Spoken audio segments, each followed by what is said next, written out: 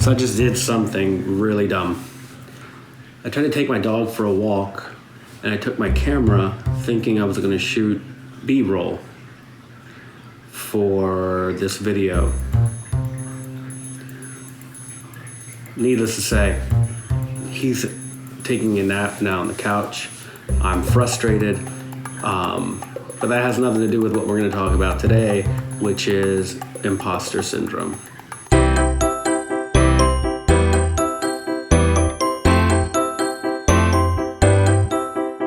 So first, what is imposter syndrome? It's hard to explain, even though I've had it, I think, for most of my life, whether it's as a musician, whether it's as a writer, now with photography and filmmaking. Imposter syndrome is basically the second you start taking something seriously, or you start taking yourself seriously, then you start sort of comparing yourself to everyone around you, right? So it's easy to say, so for me, it's like, all right, I got a camera, I'm doing the work, and then I recognize there's all these other photographers that are better than me, more liked or popular on social media. And then I start to actually question the whole idea of like, am I actually a photographer? Or am I actually a musician, right? Or am I actually a writer? Or am I any of these things? Because obviously, like, I'm an imposter. I'm faking it. I'm wearing the right clothes. I'm carrying around the right pencils or the right camera. I bought the right guitar, but I don't belong. So the whole idea behind it is like this idea of like belonging, right? But also like we're really hard on ourselves because what we're really saying is like, I'm not good enough, or I don't have the right equipment, or I don't have enough experience, which sometimes that's all true. Not the enough part though, right? Because what we're unable to do is like kind of gauge ourselves on where we are in that moment. So for example, if I'm looking up to a photographer who has been, shooting film and video for 10, 15, 20 years, and I've only been doing it for a year, well, yeah, not there yet. Not there yet at all. So like with imposter syndrome, like it can actually be helpful in a way, right? So like at its best, it gives you something to aspire to, right? So I can look at somebody who has more time put in, more experience, and I can say, all right, I need to work on these things if I want to reach that level. That doesn't necessarily mean that like I'll ever be that good. Let me explain that for a second, right? So like we're talking about making art, right? So there's like an element of I can get as good as someone else on a technical level, right? I can learn about like white balance or ISO and using the right lighting, and I can technically get that good. But when we're talking about like art, right? Because when I look at a picture that really moves me, or I read a poem or a story, or I watch a movie, or I listen to a song, sometimes technical ability has nothing to do with that, right? Maybe I get caught up in like the story, or sometimes you can't even explain it, right? Because like art is super subjective. And so we work at it, and we work at it, and we try to get as technically good as we possibly can, only in service of allowing our stories to come out, only in service to allowing like our perspective on something to come out, which is different than I'm not as technically able or capable as someone else, right? And that's like something you can work at. So that's like at its best, it can be like an inspiration. So, okay, so I need to keep working. I need to get better so that, not so that I can get as good as that person, or maybe because I want to be able to get as good as this person on a technical level, but so that I can have the tools that I need to be the best version of myself as possible, the best artist that I can be.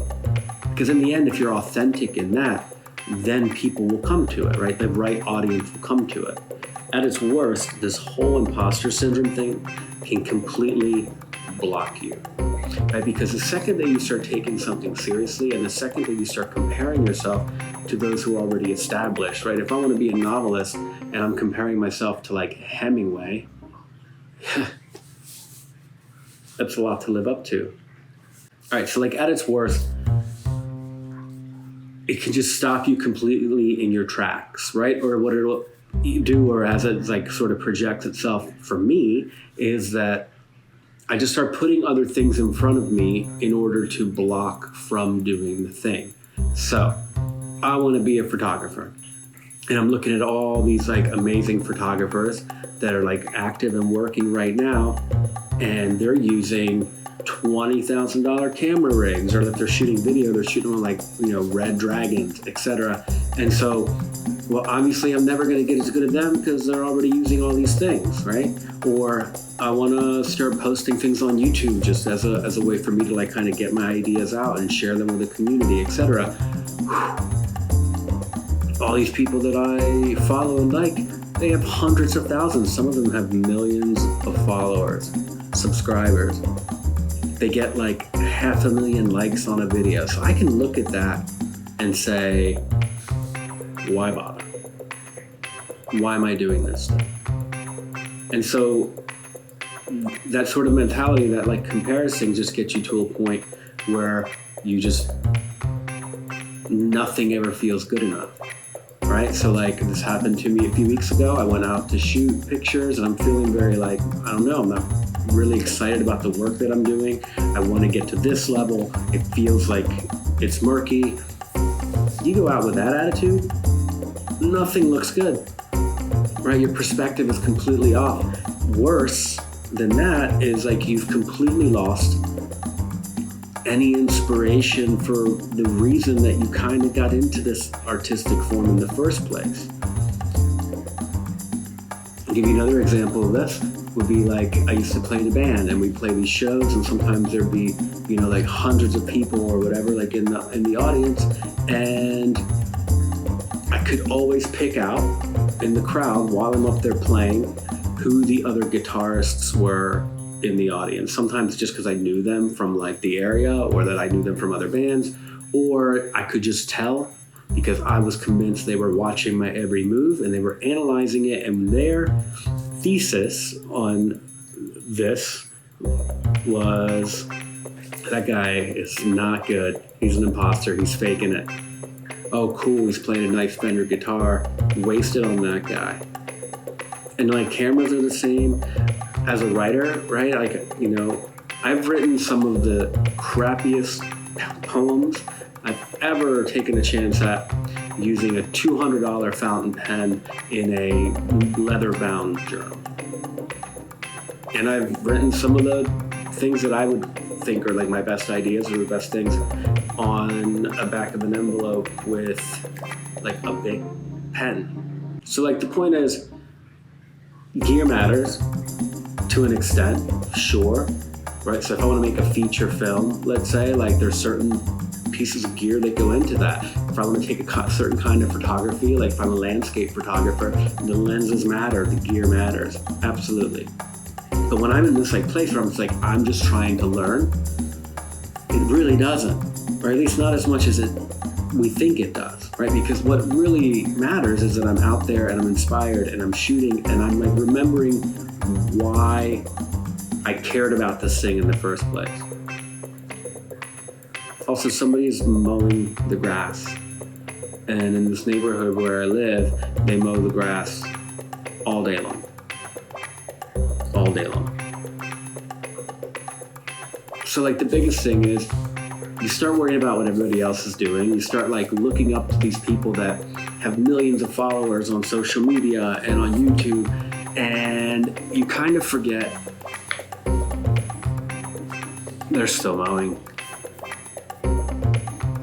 They're still mowing.